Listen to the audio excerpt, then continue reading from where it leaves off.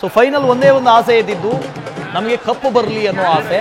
ಕಪ್ಪು ಬಂದೇ ಬಿಡ್ತು, ಆ ಖುಷಿಲಿ ನಾವಿದ್ದೀವಿ. ರಾತ್ರಿ ಭಾಳ ಚೆನ್ನಾಗಿ ನಿದ್ದೆ ಮಾಡಿದ್ವಿ ನಾವು ಅಂತ ಹೇಳ್ತಾ ಇದ್ವಿ. ಒಂದು ವೇಳೆ ಹೆಚ್ಚು ಕಡಿಮೆ ಆಗಿದ್ದಿದ್ರೆ ಯಾರೂ ನಿದ್ದೆನೇ ಮಾಡ್ತಿರಲಿಲ್ಲ. ನಿದ್ದೆ ಮಾಡಿಲ್ಲ, ಬೇರೆ ಸಂಭ್ರಮಾಚರಣೆಯಲ್ಲಿ ಇದ್ವಿ, ಅದು ಬೇರೆ ವಿಷಯ. ಇಲ್ಲಿ ಸಿದ್ಧತೆಗಳಾಗ್ತಾ ಇದೆ. ವಿಧಾನಸೌಧದ ದೃಶ್ಯಗಳನ್ನು ಗಮನಿಸ್ತಾ ಇದ್ದೀರಿ. ಇನ್ನೇನು RCB ಆಟಗಾರರು ಆಗಮಿಸಿದ್ರೆ ಸನ್ಮಾನ ಕಾರ್ಯಕ್ರಮ ಇರುತ್ತೆ ರಾಜ್ಯ ಸರ್ಕಾರದ ವತಿಯಿಂದ, ರಾಜ್ಯದ 6.5 ಕೋಟಿ ಜನರ ವತಿಯಿಂದ. ಎಲ್ಲರೂ RCBಗೆ ಪ್ರೀತಿ ಕೊಟ್ಟಂಥವರೇ. ಎಂಥ ಅಭಿಮಾನ ರೀ, ನಿಜಕ್ಕೂ ಈ ಮಾತುಗಳಲ್ಲಿ ವರ್ಣನೆ ಮಾಡೋದಕ್ಕೆ ಸಾಧ್ಯನೇ ಇಲ್ಲ. ನಿನ್ನೆಯಿಂದ ನೀವು ನೋಡಬೇಕಾಗಿತ್ತು, ಇನ್ಸ್ಟಾಗ್ರಾಮ್ ತೆಗೆದ್ರೆ RCB ಅಂಥ ಒಂದು ಲಾಯಲ್ ಫ್ಯಾನ್ ಬೇಸ್ ಇದೆ.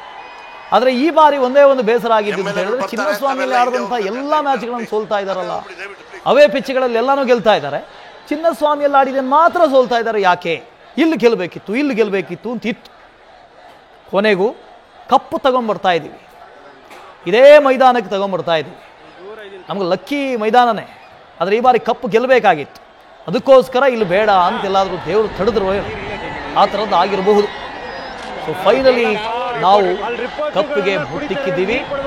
IPL 2025 18ನೇ ಸೀಸನ್, ಇದರ champion royal Challengers Bengaluru. So ಬೆಂಗಳೂರಿನಲ್ಲಿ ಸಂಭ್ರಮಾಚರಣೆ. ನಿನ್ನೆ ಯಾವಾಗ ವಿರಾಟ್ ಕೊಹ್ಲಿ ಅವ್ರನ್ನ ಮಾತಾಡಿಸ್ತಾ ಇದ್ರು ಮೈದಾನದ ಒಳಗೆ, ಅಷ್ಟರೊಳಗೆ ವಿರಾಟ್ ಕೊಹ್ಲಿ ಒಂದು ವಿಡಿಯೋವನ್ನೇ ನೋಡಿಬಿಟ್ಟಿದ್ರು, ಬೆಂಗಳೂರಿನ ಸಂಭ್ರಮಾಚರಣೆಯ ವಿಡಿಯೋವನ್ನು. ಅವ್ರು ಆಗಲೇ ಹೇಳ್ತಾ ಇದ್ರು, ನೋಡಿ ನಾವಿಲ್ಲಿದ್ದೀವಿ, ಇವಾಗಷ್ಟೇ ಗೆದ್ದಿದೆ, ಆದರೆ ಬೆಂಗಳೂರಿನಲ್ಲಿ ಸಂಭ್ರಮಾಚರಣೆ ಹೇಗಿದೆ ಅಂತ ಹೇಳಿದ್ರೆ ದೀಪಾವಳಿಯನ್ನು ಮೀರಿಸದ ರೀತಿಯಲ್ಲಿದೆ ಅಂತ. ಅಂಥ ಪಟಾಕಿ ಹೊಡಿತಾ ಇದ್ರು. ಕೆಲವೊಂದು ಡ್ರೋನ್ ವಿಜುವಲ್ಗಳಿದ್ವು ಬೆಂಗಳೂರಿನ ನೈಟ್ ಸಿಟಿ ವ್ಯೂ ಹೇಗಿತ್ತು ಅಂತ ಹೇಳಿದ್ರೆ, ಎಂಥ ಪಟಾಕಿ, ಎಂಥ ಫೈರ್ ವರ್ಕ್ಸ್. 50 ಕೋಟಿ ರೂಪಾಯಿ ಪಟಾಕಿಯನ್ನು ಒಡೆದು ಬಿಸಾಕಿದ್ದೀವಿ ಒಂದು ರಾತ್ರಿ. 50 ಕೋಟಿ.